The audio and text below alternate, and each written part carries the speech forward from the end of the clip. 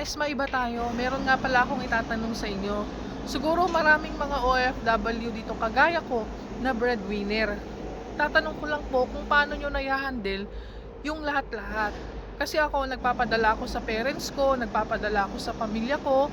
Bali, dalawang tao po yung pinapadalan ko, parents and yung pamilya ko po. And magka-college na po kasi yung anak ko this year. Ngayon, paano nyo po na-handle yon? Halimbawa, ang gusto niyang maging kurso is nurse. Paano nyo po yun ma-handle? Paano nyo yun magagawa ng paraan? Kasi po parang hindi ko kaya. Pero sa isip-isip ko, kakayanin ko para sa anak ko. Ano po ba dapat ang unahin? Ang pamilya o yung pamilyang sinusuportahan? Wala lang. Gusto ko lang itanong, gusto ko lang magkaroon ng idea sa inyo kasi nga sigurado marami ditong nagpapaaral ng college. 'Di ba? Marami ditong mga breadwinner na OFW.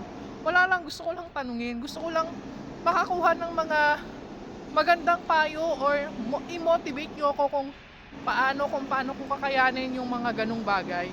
So, yun lamang po. Salamat.